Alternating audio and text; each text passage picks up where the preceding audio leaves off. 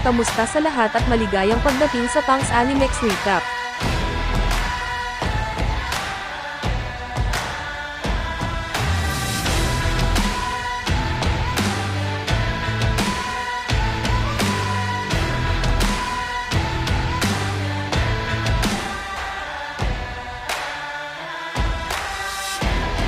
Nagsimula ang kwento sa Fujimi High School.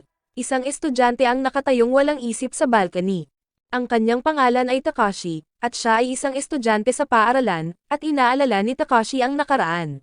Noong siya ay maliit pa, isang batang babae ang nangako na papakasalan siya kapag sila ay lumaki. Ang pangalan ng babaeng iyon ay Rei, at siya ang childhood friend ni Takashi. Dati, may nararamdaman si Rei kay Takashi, ngunit hindi niya ito namalayan. Nang bumagsak si Rei sa isang grado, nanatili si Hasashi sa kanya. Kaya pinili niyang makasama si Hasashi, at si Hasashi ay matalik na kaibigan din ni Takashi. Habang nalulungkot si Takashi, nagpakita si Seiya. Si Seiya ay kaklase ni Takashi, at pinagalitan niya ito dahil sa pagiging tulala. Lagi kasi siyang lumalampas sa klase para umakyat sa balcony. Habang nagsasalita si Seiya, nakita niyang muli si Takashi na nakatingin sa kawalan. Alam agad ni Seiya na iniisip na naman niya ang nakaraan, kaya nagalit siya at lumayo. Bigla, may nakitang kakaibang lalaki si Takashi sa gate ng school. Nagulat ito sa kanya. Habang walang tigil ang pagbangga ng lalaki sa gate ng paaralan, nakaramdam ito ng inis sa mga guro. Sa sandaling iyon, dumating ang isang guro at hinawakan ang kwelyo ng lalaki, ngunit hindi alam ng guro na ang lalaki ay isang zombie. Pinayuhan siya ng isang babaeng guro na huwag gumamit ng dahas. Sa pagkakataong iyon, kinagat ng zombie ang kanyang braso, dahilan upang mapasigaw ang guro sa sakit at nahimatay. Bigla, nagising siya, at sinimulan niyang salakayin ang iba pang mga guro. Sa sandaling iyon, nasaksihan ni Takashi ang lahat. Agad siyang tumakbo pabalik sa classroom para hanapin si Rei, at pinaalis ni Takashi si Rei kasama niya. Ngunit tumanggi siya at nagalit. Kaya tinulungan siya ni Takashi na kumalma. Sa sandaling iyon, dumating din si Hasashi upang tingnan kung ano ang nangyayari. Kaya sinabi ni Takashi sa kanya ang nangyari sa gate ng school. Nang makita ni Hasashi ang determinadong saloobin ni Takashi, naniwala siya sa mga salita ni Takashi.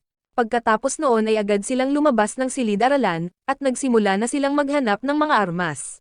Hiniram ni Rei ang telepono ni Takashi para tawagan ang kanyang ama, dahil ang kanyang ama ay isang pulis. Ngunit hindi maabot ni Rei ang kanyang ama, kaya nakaramdam siya ng pag-aalala. Sa sandaling iyon, gumawa ang paaralan ng isang broadcast announcement. Ang paaralan ay nakakaranas ng kaguluhan. Ngunit bago pa matapos ang anunsyo ng guro, siya ay inatake, na naging sanhi ng pagkataranta ng lahat ng mga estudyante. Nagsimula silang magtulak upang makatakas, na naging sanhi ng kaguluhan sa paaralan. Si Hirano ay isang mataba na estudyante. Nang papaalis na siya, nakasalubong niya si Seiya. Samantala, ang grupo ni Takashi ay nagtungo sa rooftop. Habang nasa daan, may nakasalubong silang guro, pero naging zombie na siya. Bigla, sinugod niya si Rei. Dahil ito ang unang beses nilang lumaban sa isang zombie, nataranta sila at hindi sigurado kung ano ang gagawin. Sa sandaling iyon, sinabi ni Hasashi kay Rei na saksakin ang zombie. Pagkatapos ay sinaksak niya ang zombie sa dibdib. Ngunit hindi ito namatay, na ikinagulat ni Rei. Sa sandaling iyon, sumingit si Hasashi at hinawakan ang zombie sa isang headlock. Ngunit kinagat ng zombie si Hasashi sa braso, na nagdulot ng matinding sakit ni Hasashi. Ginawa ni Takashi at Rei ang lahat para iligtas si Hasashi. Pagkatapos ay hinampas ni Takashi ng stick ang zombie sa ulo.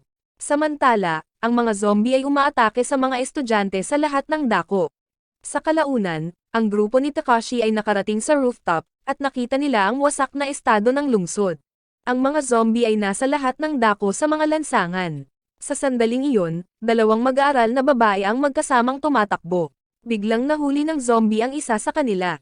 Upang mailigtas ang sarili, iniwan ng dalaga ang kanyang kaibigan. Pero inatake pa rin siya ng mga zombie. Sa sandaling iyon, isang guro ang naging hysterical, at naniniwala siyang isa lamang itong bangungot. Kaya naisip niyang kailangan na niyang gumising. Ang mga zombie ay nasa lahat ng dako sa paaralan. Noon, nakarating na sila sa rooftop. Hindi alam ni Rei ang gagawin. Kaya sinabihan sila ni Takashi na pumunta sa observation deck at harangan ang hagdan. Sabay silang nakipaglaban sa kawan, para marating nila ang observation deck. Biglang huminto si Rei para salakayin ng isang zombie, ngunit hindi namatay ang zombie, at sinaktan nito si Rei. Sa sandaling iyon, hinawakan ni Hasashi ang patpat ni Takashi. Agad siyang bumaba para iligtas si Rei. Sa kalaunan, nakarating sila sa observation deck, at gumamit sila ng mga mesa at upuan upang harangan ang hagdan. Nagtaka si Rei kung bakit nangyayari ang lahat ng ito. Biglang umubo ng dugo si Hasashi na ikinabahala ni Rei. Nahawa na pala si Hasashi. Hindi makapaniwala si Rei na totoo ito, dahil nakagat lang si Hasashi. Sa sandaling iyon, hiniling ni Hasashi kay Takashi na patayin siya, dahil ayaw niyang maging zombie, at gusto ni Hasashi na mamatay bilang tao. Palala ng palala ang kalagayan ni Hasashi, ngunit hindi napigilan ni Takashi ang sarili na gawin ito. Pagkatapos noon, naging zombie si Hasashi. Upang maiwasang makagat si Rei ni Hasashi, kinailangan ni Takashi na patayin si Hasashi. Nakaramdam ito ng kirot sa puso ni Rei. Kaya nagalit siya kay Takashi, at naniwala si Rei na kinasusuklaman niya si Hasashi, dahil nagde-date sila ni Hasashi. Nang mga sandaling iyon ay aalis na si Takashi, dahil akala niya ay iniistorbo niya si Rei. Pagkatapos ay tumakbo si Rei at hinawakan ng mahigpit ang kamay ni Takashi, at pinakiusapan niya itong manatili sa kanya. Sa oras na iyon, ang paaralan ay nahulog sa kaguluhan. Si Seiya at Hirano ay bumuo ng isang grupo upang makatakas. Nang tanungin ni Seiya si Hirano kung ano ang balak niyang gawin, sinabi niyang maghahanap siya ng guro. Ngunit sinabi sa kanya ni Seiya na siya ay hangal, dahil ang mga guro ay walang magawa sa ganitong sitwasyon.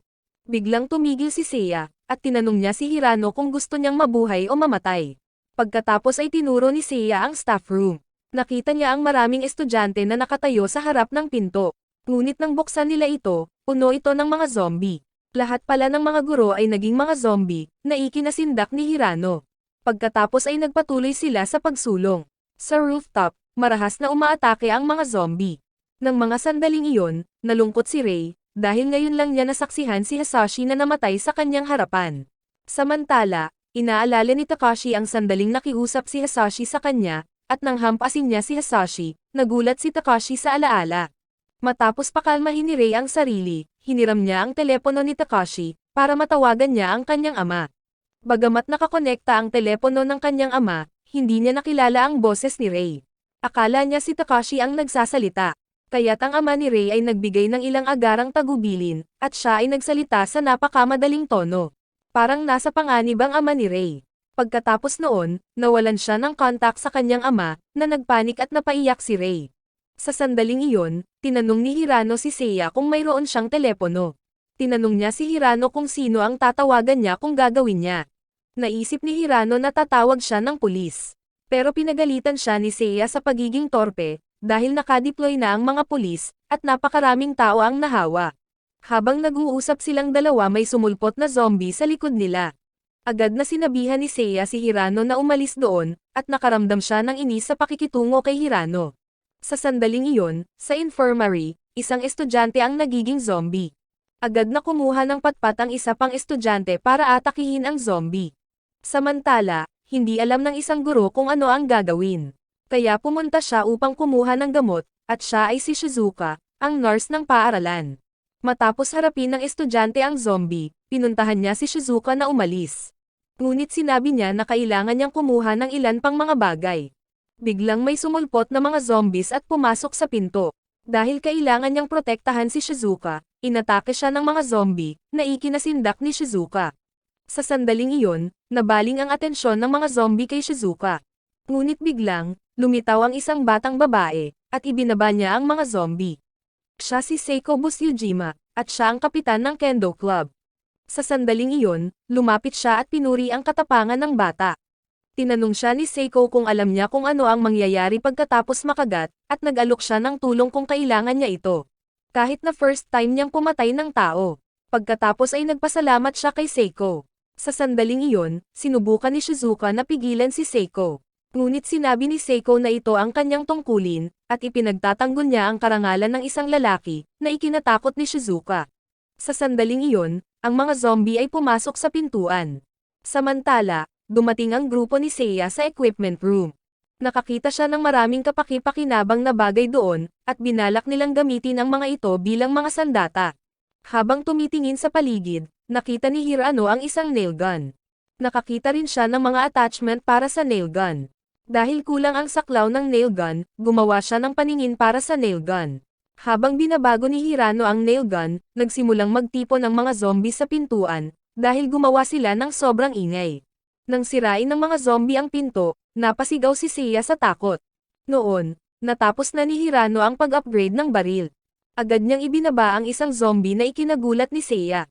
Sa sandaling iyon, sa rooftop, ang mga zombie ay malapit nang makapasok sa barikada. Kaya ginamit ni Takashi ang water pressure para atakean sila, dahilan para mahulog ang mga zombie sa hagdanan. Kumuha si Seiya ng ilang gamit, at naghanda na siyang umalis. Biglang lumakas ang loob ni Hirano. Siya ay humakbang pasulong upang linisin ang daan para kay Seiya. Matapos harapin ni Takashi ang mga zombie, nagpa siya silang umalis sa rooftop. Pagkatapos nito, inatake nila ang mga zombie upang masira ang pagkubkob. Paglabas nila ng rooftop, hindi nila alam kung saan sila pupunta. Kaya sinabi ni Takashi na uuwi siya, at tutulungan nila ang sinumang nakaligtas na natagpuan nila. Sa sandaling iyon, sinabi ni Rei kay Takashi na dapat din siyang tumawag sa bahay. Sinabi ni Takashi na ang kanyang ama ay nasa isang business trip, at ang kanyang ina ay nasa labas ng pagtuturo. Kaya walang sumasagot kahit tumawag siya. Si Seiya ay nag-eksperimento sa isang piraso ng tela.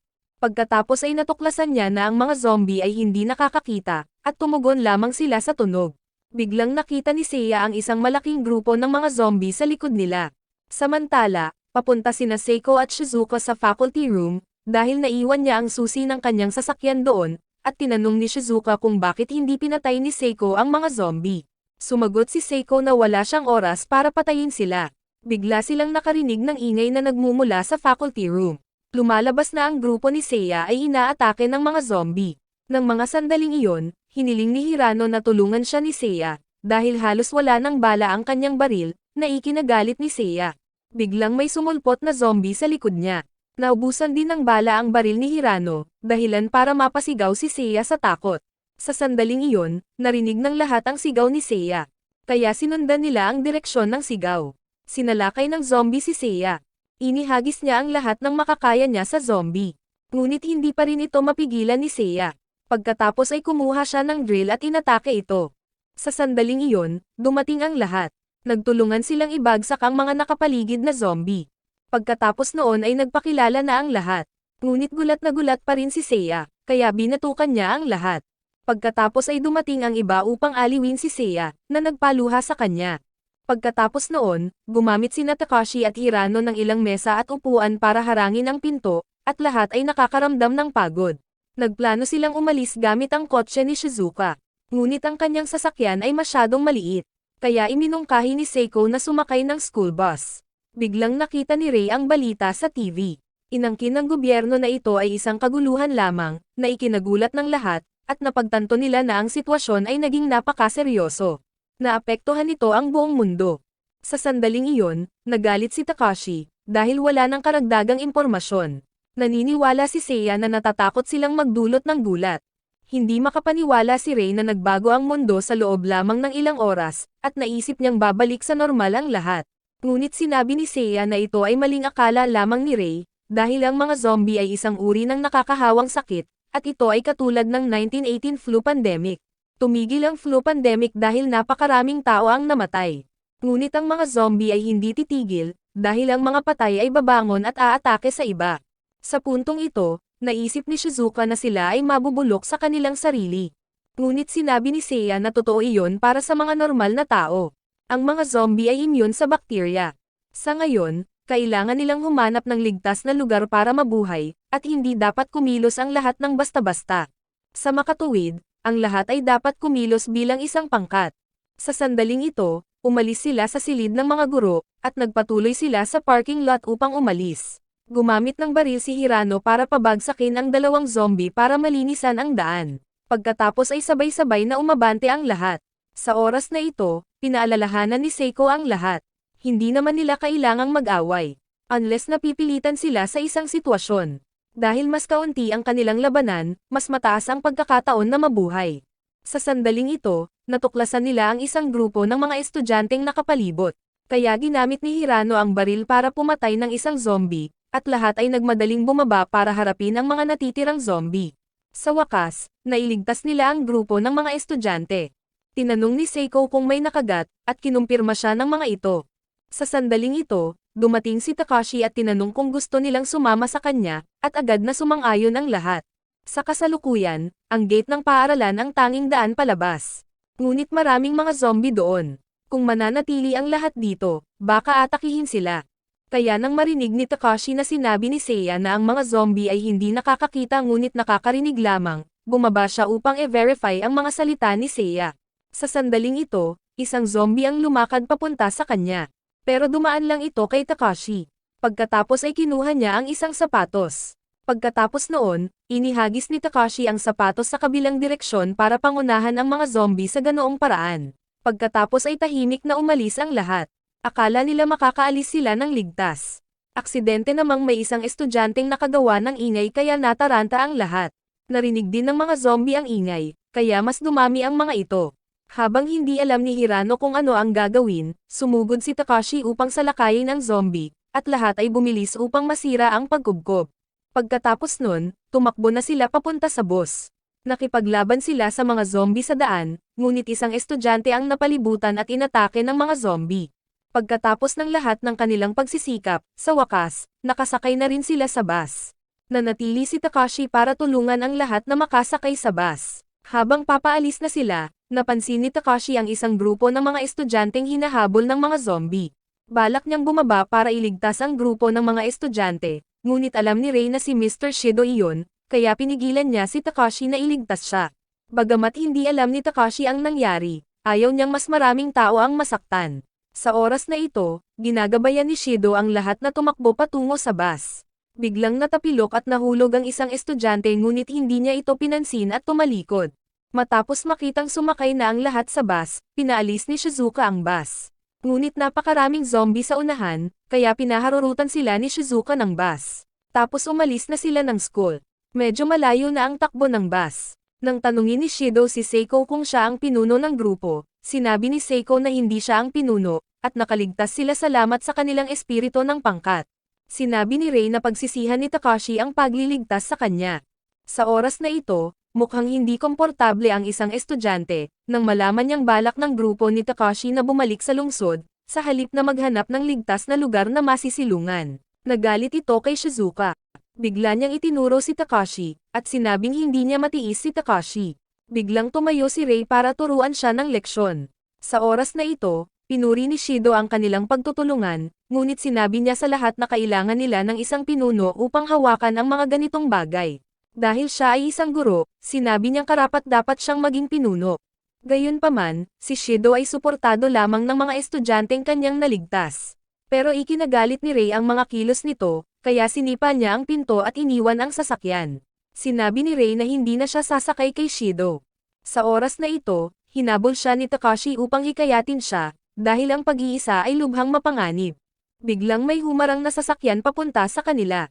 Naging zombie na pala ang driver at mga pasahero kaya nawalan ng kontrol ang sasakyan at bumangga sa isa pang sasakyan, dahilan para tumaob ang sasakyan sa kalsada. Naging dahilan ito upang mahiwalay si Takashi sa grupo ni Seiko. Maaari lamang silang pumayag na magkita sa himpilan ng pulisya. Pagkatapos ay bumalik si Seiko sa bus at humanap ng daan patungo sa lungsod. Samantala, inakay ni Takashi si Rei palabas ng lagusan upang maiwasan ang pagsabog. Biglang inatake ng zombie si Takashi kaya wala siyang oras para mag-react. Ngunit nagawa itong talunin ni Rei. Pagkatapos, nakakita sila ng isang motorsiklo, kaya ginamit ito ni Takashi upang ihatid si Rei pabalik sa lungsod. Sa gabi, huminto sila sa isang desyerto na kalsada at tumingin sa lungsod na puno ng mga zombie. Tinanong ni Rei si Takashi kung may tutulong sa kanila. Akala niya ay walang darating para tumulong, dahil sa hapon, marami siyang nakitang helicopter, ngunit walang pumapansin sa mga nakaligtas. Habang nagtatalo ang dalawa, may mga zombie na sumulpot sa likod. Kaya agad silang umalis sa lugar na iyon. Samantala, ang grupo ni Seiko ay naipit pa rin sa trapiko, dahil napakaraming tao ang tumatakas sa lungsod. Habang nagiging mas tensyonado ang sitwasyon sa tulay, sinubukan ni Shido na kumilos ng malakas, at handa siyang protektahan ang mga estudyante, na naging dahilan para hindi siya magustuhan ng grupo ni Seiko. Nang pumasok si Takashi sa lungsod, nakita niya ang isang mapanglaw at desyerto na tanawin. Pagkatapos ay tumigil sila upang obserbahan ang sitwasyon. Biglang may nakita si Rei na sasakyan ng pulis. Akala nila may darating para tumulong. Patay na pala ang pulis. Pagkatapos ay lumapit sila upang maghanap ng magagamit na mga bagay, at natagpuan ng dalawa ang isang baril at ilang mga bala. Bagamat hindi marunong gumamit ng baril si Takashi, dala pa rin niya ito para sa pagtatanggol sa sarili. Saka sila sumakay sa bike at umalis. Sa oras na ito, nakita ng dalawa ang isang gasolinahan. Ngunit nang huminto si Takashi, napagtanto niya na ito ay isang self-service na gasolinahan. Kung gusto nilang mag-refuel, kailangan nila ng pera. Ngunit wala na silang pera sa kanila. Kaya iniwan niya si Ray sa labas, at sinabihan siya ni Takashi na sumigaw kung nasa panganib siya. Pagkatapos ay pumasok siya sa loob para maghanap ng pera. Pagpasok pa lang niya ay nakita na niya ang cash register, pero sira na ito at hindi na gumagana. Kaya sinira niya ang makina para makuha ang pera. Sa sandaling iyon, narinig ni Takashi ang pagsigaw ni Ray. Paglabas niya, nakita ni Takashi si Ray na hawak ng isang malaking lalaki. Ginamit ng lalaki si Ray para takutin si Takashi, na ikinagalit ni Takashi. Habang hindi pinapansin ng lalaki ay itinulak siya ni Ray palayo at tumakbo. Pero nahuli ulit siya. Sa puntong ito, sinabihan ng lalaki si Takashi na ihagis ang patpat at punuin ang tangke ng gas. Walang ibang pagpipilian si Takashi, kaya kailangan niyang gawin ang sinabi sa kanya. Sa kanya sinasadyang i-provoke ang lalaki. Habang nadidistract ang lalaki, agad na itinutok ni Takashi ang baril sa lalaki, at sinabihan niya itong pakawalan si Ray. Pagkatapos ay binaril siya ni Takashi at nasugatan siya. Sa sandaling ito, gusto siyang turuan ni Ray ng leksyon, ngunit pinigilan siya ni Takashi, dahil wala silang oras para doon, at iniisip ni Takashi na mabilis na darating ang mga zombie. Dahil sobrang ingay nila, kaya naalerto ang mga zombie. Pagkatapos ay sumakay sila sa bisikleta at umalis, iniwan ang lalaki na ito upang harapin ang mga zombie, na ikinatakot niya. Sa oras na ito, nakaramdam ng pag-aalala si Takashi, dahil habang papalayo sila, mas maraming panganib ang kanilang kahaharapin. Ang mga zombie ay lumitaw sa paliparan, ngunit sila ay ibinaba ng isang babaeng sniper. Nagtataka din sila kung paano nakapasok ang mga zombie sa airport, kung ito ay selyado na. Bagamat kontrolado ang sitwasyon sa paliparan, hindi nila alam kung gaano ito katagal, dahil ang kanilang mga bala ay hindi limitado, at tinawag sila sa ilalim ng pangalan ng anti-terorismo. Samantala, ang grupo ni Seiko ay naipit pa rin sa trapiko, at naisip ni Seiya na hindi lamang mga sasakyan ang paraan para makatakas. Maaari silang gumamit ng mga eroplano upang tumakas sa mga isla, kaya sinabi ni Hirano na makakarating sila doon. Pero naisip ni Seiya na huli na ang lahat, dahil kontrolado na ng militar ang lugar na iyon. Kaya nililimitahan nila ang bilang ng mga taong papasok at lalabas. Sa oras na ito, kailangan ni Seiya na makahanap ng mapagkakatiwalaan. Naisip niya si Takashi. Pagkatapos ay tinanong ni Hirano kung gusto niya si Takashi, kaya napahiya siya. Nag-aalala rin ang lahat kay Takashi. Sa oras na ito, nakatagpo si Takashi ng isang grupo ng mga taong nakikipaglaban sa mga zombie. Ngunit nang dumaan siya, bigla silang lumingon at inatake siya, na ikinagulat ni Ray kung bakit gusto nila siyang patayin. At naisip ni Takashi na nabaliw na sila. Sa oras na ito, binalak ni Takashi na tumawid sa tulay upang makapasok sa lungsod. Ngunit natagpuan niya na ang tulay ay naharang sa trapiko, kaya kinailangan nilang maghanap ng ibang daan papasok sa lungsod. Samantala, nagbibigay ng lecture si Shido sa kanyang mga estudyante, na parabang nagre-recruit siya ng mga tagasunod para sa kanyang sarili. Nang makita ni Seiya na binibigyang pansin ni Seiko si Takashi, nagtanong siya tungkol sa pamilya ni Seiko. Sinabi ni Seiko na nakatira siya sa kanyang ama. Sa kasalukuyan, nasa ibang bansa ang kanyang ama, kaya ang kailangan niyang gawin ay manatiling buhay, at kinailangan ni Seiko na tuparin ang kanyang pangako kay Takashi. Ang bahay ni Seiya ay nasa kaparehong lugar ng bahay ni Takashi. Biglang sinabi ni Hirano na wala dito ang kanyang pamilya. Kaya nagpasya siyang sundan si Seiya kahit saan ito magpunta, na ikinagulat ni Seiya. Sa oras na ito, sinabi ni Shizuka na nag-iisa siya, kaya sasama siya sa lahat. At hindi rin gusto ni Shizuka si Shido. Pagkatapos ay nagpasya ang lahat na pumunta sa Anbetsu Bridge. Sa oras na ito, sinabi ni Shido na dapat magtulungan ang lahat, ngunit tinanggihan siya ni Seiya, dahil mayroon na silang sariling plano. Pagkatapos ay sinabi ni Shido na maaaring sundin ni Seiya ang kanyang sariling desisyon. Pero hindi pinayagang umalis si Shizuka, dahil sa ngayon kailangan ni Shido ng nurse na katulad niya. Biglang nagpaputok ng pako si Hirano kay Shido. Sa sandaling ito, naalala niya noong siya ay nasa paaralan, tinatrato siya ni Shido na parang weirdo, na ikinagalit ni Hirano, dahilan para matakot si Shido at umatras. Pagkatapos ay inalalayan ni Hirano ang lahat na bumaba ng sasakyan. Sa oras na ito, hindi alam ni Takashi kung paano tumawid sa ilog. Iminungkahi ni Rei na suriin ang iba pang mga tulay, ngunit naisip ni Takashi na ito ay walang kabuluhan, dahil ang lahat ng iba pang mga tulay ay naharang. Biglang narinig nila ang putok ng baril ni Hirano. Napapalibutan pala ng mga zombie ang grupo ni Seiko. Sa oras na ito, ubos na ang bala ni Hirano, na ikinatakot ni Hirano. Pero hindi siya magaling sa close combat, kaya si Seiko lang ang makakalaban. Sa oras na ito, sinalakay ng isang zombie si Seiya, nahuli si Seiko na hindi nakabantay. Biglang pinaharurot ni Takashi ang kanyang sasakyan papunta sa tulay, pinaalis ang mga zombie. Nagmadaling lumabas si Rei para harapin ang mga natitira. Pagkatapos ay nagmaneho siya patungo sa kinaroroonan ni Hirano, at iniabot din ni Takashi ang baril kay Hirano. Matapos makuha ni Takashi ang baril, binaril ni Hirano ang mga zombie sa kalahati. Sa oras na ito, pinatay din ni Takashi ang mga zombie na nakaharang sa daan. Pagkatapos ay pinuntahan niya si Seiko, tinulungan siyang talunin ang mga natitirang zombie. Ang lahat ay nakaramdam ng saya sa muling pagsasama sa isa't isa, habang si Hirano ay nasa sabik na humawak ng tunay na baril. Samantala, ang iba ay hindi alam kung ano ang gagawin. Iminungkahi ni Shizuka na magpahinga ang lahat, at alam niya ang isang lugar kung saan sila makapagpahinga. Malapit din ito sa kinatatayuan nila. Bahay pala ito ng kaibigan ni Shizuka, at sinabi niyang may pribadong sasakyan din ang kaibigan niya. Upang panatilihing ligtas ang lahat, sina Takashi at Shizuka ay nagpatuloy upang tingnan ito. Pagdating nila, dumidilim na. Sa oras na ito, alam din ng lahat ang tungkol sa pribadong sasakyan ng kanyang kaibigan. Ito pala ay isang military specialized na sasakyan, na nagpapakurious sa lahat tungkol sa kaibigan ni Shizuka. Nang akala nila ay ligtas na sila, biglang lumitaw muli ang mga zombie, at sinimulan ng lahat ang kanilang malawak na pag-atake.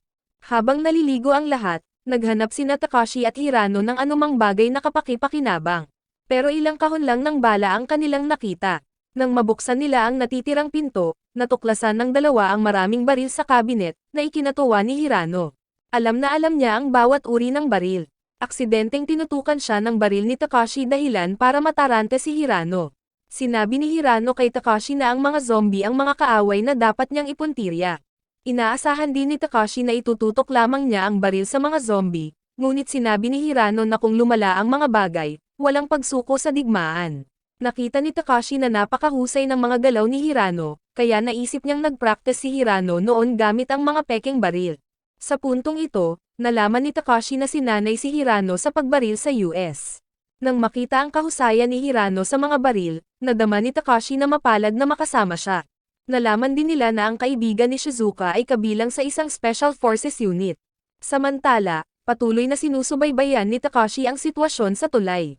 Sa sandaling ito, napakagulo ng sitwasyon sa tulay. Nag-set up ang pulis ng quarantine barrier, para limitahan ang pagkalat ng epidemya. Ngunit napakabilis pa rin ang pagkalat ng epidemya. Kaya nagsimulang magduda ang mga tao sa bisa ng panukalang ito. Sa oras na ito, isang pulis ang tumatawag para sa backup. Ngunit sinabi nila sa kanya na gawin ang lahat ng gusto niya, na ikinagalit niya. Nakita ni Takashi na lumalala ang sitwasyon.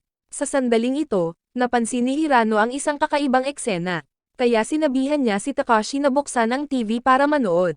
May mga tumatayo pala para magprotesta. Dahil inakala nilang isang biological na sandata ang sanhi ng epidemya, na ikinagulat ni Takashi. Sa oras na ito, ang mga pulis ay naglabas ng kanilang mga baril at inatake ang mga zombie. Biglang sumigaw ang isang batang babae, at nakiusap siya sa lahat na iligtas ang kanyang anak. Ngunit pinatay siya ng sarili niyang anak, na ikinasindak ng mga pulis. Dahil kailangan pa nilang i-maintain ang kaayusan, kaya nagpatuloy sila sa pag-atake sa mga zombie. Sa sandaling ito, may nagudyok sa madla ng protesta, upang gawin ang lahat na lumaban sa pulisya. Ang opisyal ng pulisya, upang tapusin ang protesta, pinatay ang pinuno. Dahil pinapayagan silang gumamit ng anumang mga hakbang upang mapanatili ang kaayusan. Sa sandaling ito, biglang sumulpot si Shizuka mula sa likuran. Bigla niyang niyakap si Takashi na ikinagulat nilang dalawa. Pagkatapos ay hinalikan niya si Hirano, na ikinatuwa niya. Sa sandaling ito, pinayuhan ni Takashi si Shizuka na huwag maingay. Ngunit sinabi niya na natatakot siya sa katahimikan. Pagkatapos ay nahimatay si Shizuka. Sa oras na ito, lumabas si Hirano upang magbantay, habang dinala ni Takashi si Shizuka sa kanyang tinutulugan. On the way, nakasalubong niya si Rei. Sa loob lamang ng isang araw, nawala sa kanya si Hasashi, at hindi makontak ang kanyang ama, kaya nawalan ng pag-asa si Rei. Sa wakas, dinala din ni Takashi si Shizuko sa kanyang lugar. Pagkatapos ay pumunta siya sa kusina para maghanap ng maiinom. Nakita ni Takashi si Seiko na naghahanda ng hapunan, na ikinagulat niya. Habang nag-uusap ang dalawa, biglang tinawag ni Rei ang pangalan niya, at sinabi ni Seiko na puntahan siya ni Takashi, dahil nanghihina ang dalaga sa mga sandaling iyon. Ngunit nang dumating siya, patuloy niyang binabanggit si Hasashi, na ikinagalit ni Takashi. At naisip niyang dapat itong tanggapin ni Rei. Si Hasashi ang nagbagong anyo at namatay. Agad niyang hinawakan ang kamay ni Takashi. Nang humakbang si Rei para halikan si Takashi, biglang may narinig siyang tahol ng aso. Tumakbo siya palabas sa balcony para tingnan ang sitwasyon. Sa sandaling ito, lumala ang kaguluhan sa tulay. Inutusan ng isang pulis ang driver na iram ang sasakyan patungo sa mga zombie, na naging sanhi ng pagkalat ng lahat sa takot. Sa oras na ito, ang mga zombie ay nagtipon sa maraming bilang, at isang tao ang nakikipaglaban sa mga zombie. Ngunit napapaligiran siya ng mga zombie. Mula sa itaas, nakita ng grupo ni Takashi ang eksenang ito. Akala nila lumalala ang sitwasyon. Nang babarilin na ni Hirano ang mga zombie, pinaalalahanan siya ni Seiko. Magre-react ang mga zombie sa tunog, na ikinatakot ni Hirano. Pagkatapos ay pumasok siya sa loob at pinatay ang lahat ng ilaw. Dahil natatakot siyang mas maraming tao ang darating, at hindi nila matulungan ang lahat. Sinabi niya kay Takashi na, kailangan niyang masanay sa pagbabago ng mundo. Habang pinagmamasdan ni Takashi ang sitwasyon, nakita niya ang isang mag-ama na nakatakas mula sa mga zombie. Pagkatapos ay pumunta sila sa bahay sa kabilang kalsada para humingi ng tulong. Ngunit walang balak ang pamilyang iyon na tulungan sila. Nang sisirain na sana niya ang pinto ay pinagbuksan siya ng mga tao sa loob. Pagkatapos ay sinaksak nila ng kutsilyo ang ama hanggang sa mamatay, at iniwan ang batang babae sa labas. Sa sandaling ito, tumakbo ang batang babae upang tingnan ang kalagayan ng kanyang ama. Pagkatapos ay niyakap niya ang kanyang ama at umiyak. Ang kanyang pag-iyak ay nag-alerto sa mga zombie, at ang mga zombie ay nagsimulang lumipat patungo sa batang babae. Nang sasalakayin sana siya ng isang zombie, pinaputukan nito ni Hirano ng baril, na ikinagulat niya. Sa oras na ito, sumakay si Takashi ng sasakyan upang iligtas ang batang babae. Biglang lumapit si Seiya na hindi alam ang nangyayari. Kaya sinabi ni Rei na may natuklasan siyang kawili-wili, tao pa rin sila. Sa sandaling ito, si Takashi ay patungo sa batang babae. Dahil umalalay si Hirano ng putok, naabot ni Takashi ang batang babae ng maayos. Sa oras na ito, ang batang babae ay nakaupo sa isang sulok, natatakot. Biglang sumulpot si Takashi at natalo ang mga zombie, na ikinamangha ng batang babae. Biglang may zombie na umatake sa kanya mula sa likod. Salamat sa paalala ng batang babae, kinuha niya ang kanyang baril at pinatay ito. Inalis ni Takashi ang lahat ng mga zombie sa bakuran. Sa sandaling ito, nakita niyang isinakripisyo ng ama ang kanyang sarili para protektahan ang kanyang anak. Kaya tinakpan siya ni Takashi ng kamiseta, at pumili siya ng sanga ng bulaklak para ibigay sa batang babae, para makapagpaalam na siya sa kanyang ama. Sinabi ni Takashi na siya ay isang napakagandang ama, na nagpaluha sa kanya. Nang makita ni Takashi na pinalibutan ng mga zombie ang bakod, binuhat niya ang batang babae paakyat sa bakod at umalis. Sa sandaling ito, ang lahat ay naghahanda na sa pag-alis. Akala nila ay hindi naligtas ang lugar na ito, dahil naalarma na ng putok ng baril ang mga zombie. Kaya kinuha nila ang mga kinakailangang gamit. Pagkatapos ay isinakay na nila ang lahat sa sasakyan. Hindi alam ni Hirano kung paano makarating kay Takashi. Kaya sinenyasan siya ni Seiya na maghanda na para umalis. Nang handa na ang lahat, wala nang makita si Hirano. Bigla siyang sumulpot na may dalang maraming sandata. Parang tunay na sundalo. Sa sandaling ito, ang lahat ay nagtipon-tipon. Nagmaneho sila para sunduin si Takashi. Pagkarating nila sa kinaroroonan ni Takashi, hinarap ni Seiko at Hirano ang mga zombie sa paligid. Inalalayan si Takashi na tumalon papunta sa sasakyan. Nang ligtas na ang lahat sa sasakyan, agad silang umalis patungo sa lungsod. Pagkatapos ng isang mahirap na gabi, ang lahat sa wakas ay tumawid sa kabilang panig. Pero wala silang nakitang tao. Sa sandaling ito, nalaman din nila na ang kanyang pangalan ay Alice, at ang kanyang ama ay isang mamamahayag. Pinangalanan din ni Hirano ang asong ZK. Habang pumipili ng damit ang lahat, inabot ni Hirano si Takashi ng baril, at tinuruan din niya si Takashi kung paano ito gamitin.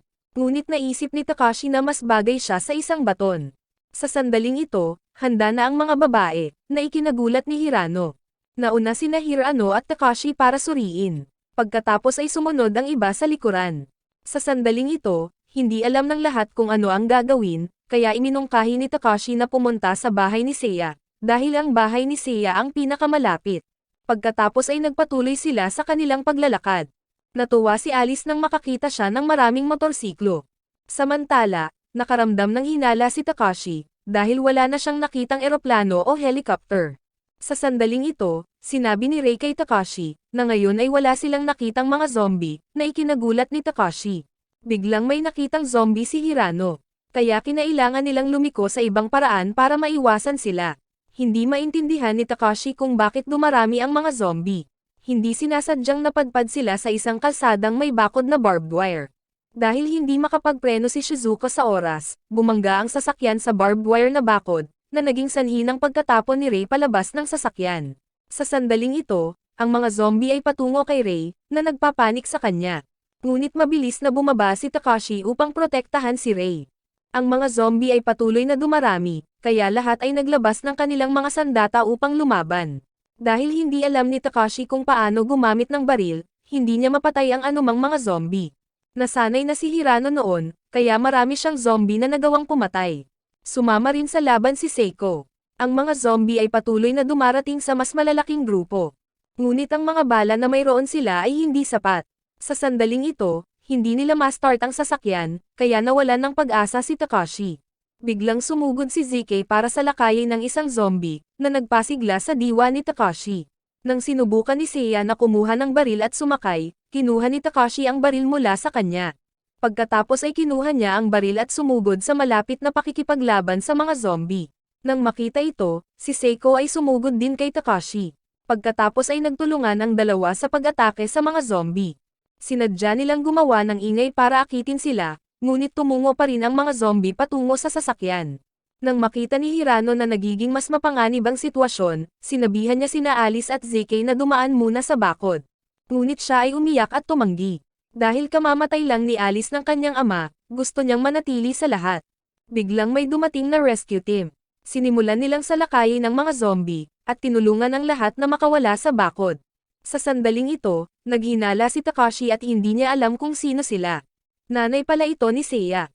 Siya ay dumating upang iligtas si Seiya at ang mga kaibigan ng kanyang anak, na labis na nagpasaya kay Seiya. Samantala, si Takashi at Seiko ay masyadong malayo sa bakod. Hindi sila makakasama ng lahat, kaya kailangan nilang lumihis sa bahay ni Seiya. Pagkaraan ng ilang sandali, nakita ni Takashi ang isang tindahan ng sasakyan.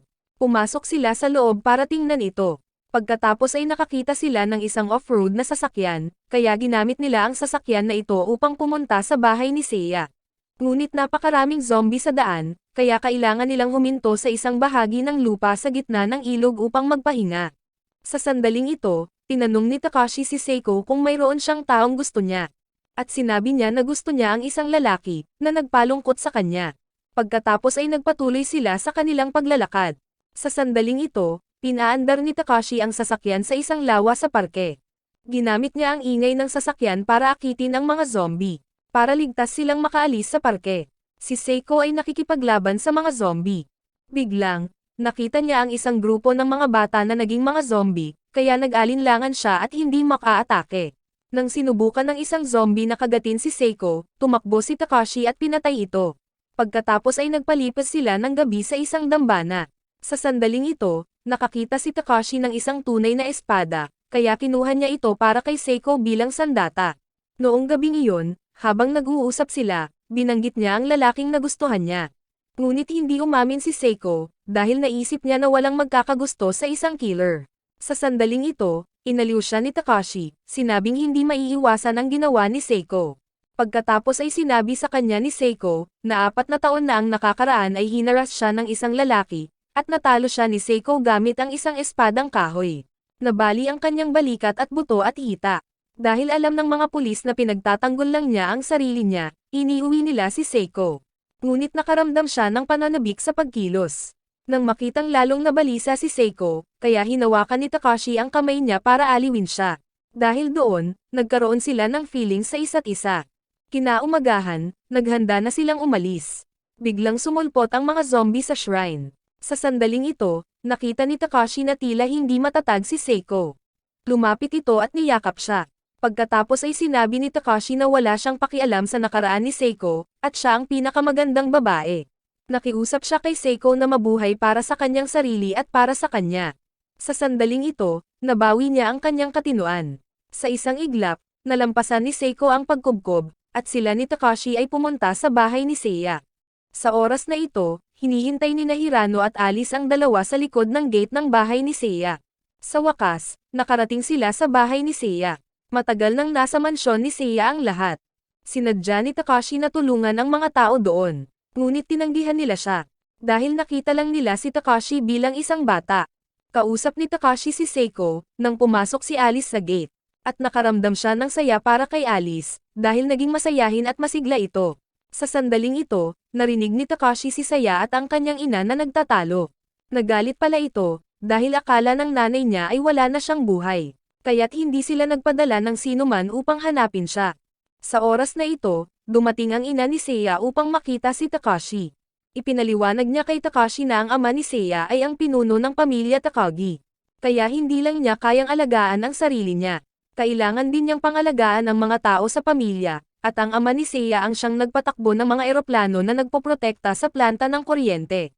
Sinabi rin niya kay Takashi na, ang mga tao sa planta ng kuryente ay hindi na nakatagpo ng kanilang mga pamilya mula nang mangyari ang sakuna. Kaya hiniling niya kay Takashi na humanap ng paraan para mahikayat si Seiya. Sa sandaling ito, may dumating upang ipaalam kay Seiya na ang kanilang sasakyan ay ganap ng naayos. Pagkatapos ay nagtipon ang lahat sa silid ni Rei, upang pag-usapan kung mananatili o aalis. Ngunit nakita ni Takashi na sinisisi pa rin ni Seiya ang kanyang mga magulang. Kaya galit siyang humakbang at hinawakan si Seiya sa kwelyo. At sinabi ni Takashi na si Seiya ang pinakamaswerteng tao, dahil alam niyang ligtas pa rin ang kanyang mga magulang.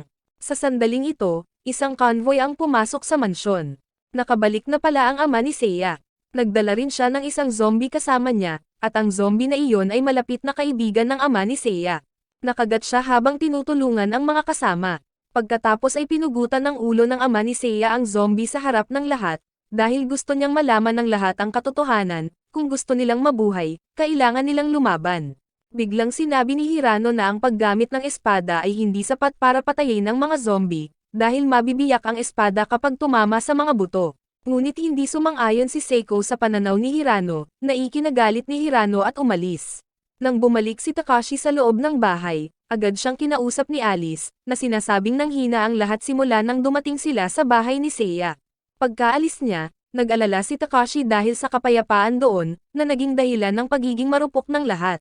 Habang nag-iisip siya, tumakbo si Alice at sinabing may problema si Hirano. Napag-alaman na kinumpis niya ang kanyang baril ng pamilya ni Seiya. Ngunit mahigpit na tumanggi si Hirano, dahil ayaw niyang maging inutil muli. Biglang lumitaw ang ama ni Seiya, at tinanong niya si Hirano kung ano ang maaari niyang gawin sa baril. Hindi pa rin alam ni Hirano kung paano sasagutin. Pagkatapos ay lumapit si Takashi at sinabi, na ginamit ni Hirano ang baril para protektahan si Seiya. Sa puntong ito, inamin din ng lahat, na kung wala si Hirano, maaaring hindi sila nakarating dito. Maging si Seiya ay nagsabi na pinrotektahan siya ni Hirano. Bagay na hindi niya magawa. Samantala, isang estudyanteng naiwan kasama si Shido, ang nagulat sa kanya ng sitwasyon sa mansyon. Sa mga oras na ito, nag-lecture pa si Shido sa kanyang mga estudyante. Isang estudyante ang pinaalis niya sa sasakyan, dahil tumutol siya sa kanyang utos, at iniwan siya ni Shido para atakihin ng mga zombie. Sa sandaling ito, nataranta ang mga nakaligtas, dahil akala nila ay kontrolado sila ni Seiya sa pamamagitan ng puwersa. Kaya sinubukan ni Seiya na pakalmahin sila ngunit nabigo.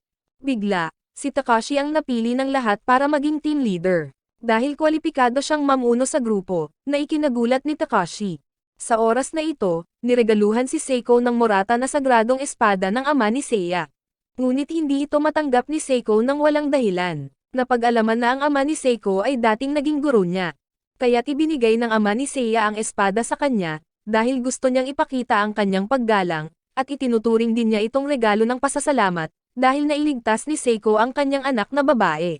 Habang iniisip ni Takashi na maging pinuno, biglang pumasok si Rei, at sinabi sa kanya ang tungkol sa anak na babae. Nagustuhan ng anak na babae ang mga taong cute at maganda ang pakikitungo sa kanya. Dati, wala si Takashi ng mga katangiang iyon, ngunit ngayon ay nagbago na siya. Kaya naman, gustong makasama siya ni Ray. Nang papaalis na si Ray, nakasalubong niya si Seiko sa may pintuan. Kadadating lang daw niya at wala siyang narinig. Pagkatapos nito, pinuntahan niya ang ama ni Seiya. Inanunsyo na aalis siya upang hanapin ang kanyang pamilya, at pumunta sa istasyon ng pulisya upang maghanap ng impormasyon tungkol sa ama ni Ray. Sa oras na ito, sinabi rin sa kanya ng ama ni Seiya, na aalis sila ng mansyon sa loob ng 2 araw, dahil akala nila ay hindi naligtas doon. Habang naghahanda ang lahat para umalis, biglang nakita ni Ray si Shido na pumasok. Ginamit pala niya ang kanyang mga estudyante, para dayain ang mga gwardya at ipasok sila sa mansyon. Sa sandaling ito, itinutok sa kanya ni Ray ang bayonet ng kanyang baril. Ito pala ay ang ama ni Shido ay isang senador. Humingi siya ng paghihiganti laban sa ama ni Ray. Kaya't sinabihan niya si Shido na humanap ng paraan para bumagsak si Ray sa kanyang klase, na naging dahilan para laging makonsensya ang ama ni Ray sa kanya. Sa oras na ito, lumitaw ang ama ni Seiya at sinabi, na kung gusto ni Ray na patayin si Shido, maaari siyang magpatuloy. Ngayon ang buhay niya ay nasa mga kamay ni Ray. Ngunit hindi siya pinatay ni Ray, dahil hindi katumbas ng oras si Shido. Pagkatapos noon, pinalayas siya at ang kanyang mga estudyante sa mansion area. Isang submarino ng US ang nakatanggap ng mga order, na maglunsad ng mga missile sa lugar kung saan nagaganap ang pinakamatinding epidemya. Sa oras na ito, naalala ni Shizuka ang numero ng telepono ng kanyang kaibigan, at sinabi niyang miyembro ng Saturday ang kanyang kaibigan. Kaya hiniram ni Shizuka ang telepono ni Takashi para tawagan ang kanyang kaibigan. Habang nag-uusap ang dalawa, nawalan ng komunikasyon, dahil sumabog ang isang nuclear warhead, dahilan para tumigil ang lahat ng electronic device. Sa oras na ito, nawalan din ng kontrol ang sasakyan ni Shido. Kaya't dumiretso sila sa protection na bakod, na nagpapahintulot sa mga zombie na bumaha sa bakuran ng mansyon. Sa sandaling ito, sinabi ni Seiya na ito ang epekto ng isang electromagnetic pulse. Ang mga pulse na ipinadala sa pamamagitan ng antena ay naging sanhi ng pagkasunog ng mga dekuryenteng circuit. Pagkatapos ay humakbang ang ama ni Seiya upang purihin siya, dahil nanatiling kalmado si Seiya sa ganoong sitwasyon. Ngayon ay narating na ng mga zombie ang gate ng mansyon.